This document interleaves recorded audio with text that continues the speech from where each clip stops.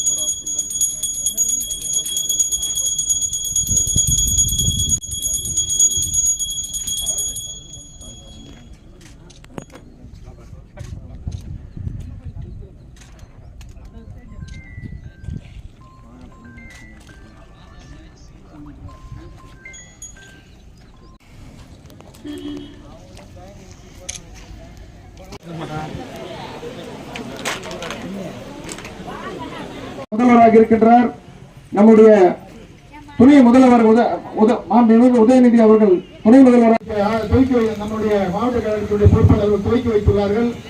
இந்த பணிகள் அடுத்த 3 மாதங்களுக்குள் முடிக்கப்பட்டு உங்கள் அனைவருக்கும் மிக ஊராட்சியில் இருந்து வருகை தந்திருக்கின்ற பொதுமக்களே, கழகத்தினுடைய நண்பர்களே, இன்றைய தினம் கோயில் ஊராட்சியில் இருந்து மணலி வரை தார் சாலை அடிக்கல் நாட்டு விழாவுக்கு வருகை வந்திருக்கின்ற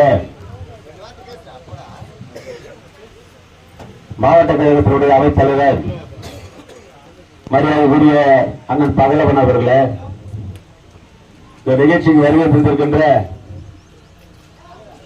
முன்னாள் சட்டமன்ற உறுப்பினர் அருமை சகோதரர் CS சேகர் அவர்களே, இன்றைக்கு மாண்புமிகு தமிழகத்தினுடைய முதல்வர் இந்த பதவியில் இருக்கின்ற அனைவருடைய கோரிக்கை ஏற்று கூட்டணி கட்சியினுடைய விடுதலை அமைப்பில் இருக்கின்ற தோழர்களே, நண்பர்களே, காங்கிரஸ் இயக்கத்தினுடைய மூத்த முன்னணிகளே, இப்ப இருக்கின்ற பொறுப்பில் இருக்கின்ற நண்பர்களே, இன்றைக்கு நம்முடைய இந்த பகுதியில் தார் சாலை 10 ஆண்டு காலமாக இல்லாமல் இருந்த காலத்தினால் இந்த பகுதி மக்கள் மாண்புமிகு தமிழகத்தினுடைய முதல்வர் அண்ணன் தலைவரிடம் கோரிக்கை வைத்தார்கள். அந்த கோரிக்கையை ஏற்று இன்றைக்கு நம்மளுடைய தலைவர் அவர்கள் தார் சாலை இந்த கிராமத்துக்கு போட வேண்டும் என்பதற்காக 1,90,00,000 திட்டத்தை தீட்டி இன்றைக்கு உருவாக்கப்பட்டு இன்றைக்கு அடிக்கல் நாட்டு விழா. இந்த விழாவை ஏற்பாடு செய்திருக்கின்ற தம்பி புருஷோத்தமன் அவர்கள் சிறப்பாக ஏற்பாடு செய்திருக்கிறார்.